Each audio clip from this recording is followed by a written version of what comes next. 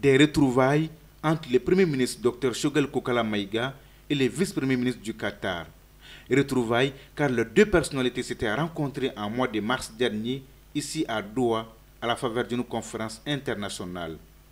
Les échanges ont porté essentiellement sur la lutte contre le terrorisme, la prise en charge des déplacés et réfugiés et le mois de Ramadan qui pointe à l'horizon. Nous avons expliqué que le principal défi de notre pays aujourd'hui, c'est la lutte contre le terrorisme qui est en train d'être vaincu sur tous les plans par notre armée. Et donc tout ce qui peut être fait à notre pays dans le cadre du renforcement de cette lutte est la bienvenue. Nous avons parlé aussi de la nécessité pour notre pays de faire face à la mise en condition des différents réfugiés qui sont en train de gagner leur lieu de résidence, d'autres quittent. En tous les cas, c'est une question majeure pour le gouvernement du Mali, le président de la transition, de faire de la problématique des réfugiés internes et externes une question majeure. Bien entendu, dans un pays à 95% musulmans, nous ne pouvions pas passer sous silence l'approche du mois de Ramadan, qui est un mois de fête et de méditation pour les musulmans, voir comment est-ce que nos amis du Qatar pourraient appuyer leurs condisciples au Mali. Et enfin, nous les avons invités, en tant que de besoin, de venir au Mali, discuter avec les Maliens, voir les priorités des Maliens et où est-ce que nous pouvons nous donner la main pour travailler ensemble. Comment allez-vous? Très bien, très bien. Vous sentez? Autre personnalité rencontrée par le Premier ministre, c'est le secrétaire général des Nations Unies, Antonio Guterres, avec qui les échanges ont été francs.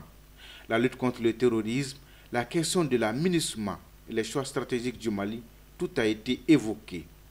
La priorité de nos pays aujourd'hui, c'est la paix, la sécurité. Qu'ensuite, tout ce qui se fait avec nous doit obéir au triptyque indiqué par notre président. Mais surtout que la lutte contre le terrorisme doit se mener de notre point de vue de façon efficace au niveau de chaque pays. Et la vision que le Mali a aujourd'hui, c'est de faire des États forts bilatéralement, que chaque État puisse être suffisamment solide. J'ai même sorti une boutade en disant au secrétaire général que ce n'est pas en mettant ensemble deux hommes qui ont mal chacun à un pied qu'on aura un homme qui a deux bons pieds qui fonctionne, qui marche comme un homme aux deux bons pieds. Ça veut dire qu'il faut que les États africains soient renforcés sur le plan bilatéral. Ce que nous voulons avec la communauté internationale, c'est de la compréhension et le dialogue réciproque, notamment le cadre de la MINUSMA, nous en avons parlé. Il faut un dialogue approfondi avec les ministères concernés, notamment la défense et les affaires étrangères, pour ne pas laisser l'impression qu'un ami qui est invité peut aller là où il veut ou qu'on lui fait des restrictions. Est-ce que le message a été entendu et bien compris? J'ai cru comprendre qu'on s'est très bien entendu et bien compris. C'est ce que nous souhaitons, c'est pour cela que nous parlons partout où nous partons. Nous évoquons les difficultés réelles que notre pays a, qui sont souvent différents du narratif qui est donné ici et là, où on ramène tout à des élections. Maintenant, au niveau du secrétaire général aussi, nous avons compris son message. Il a transmis ses salutations au président de la transition, auquel nous transmettrons et ses salutations et ses messages.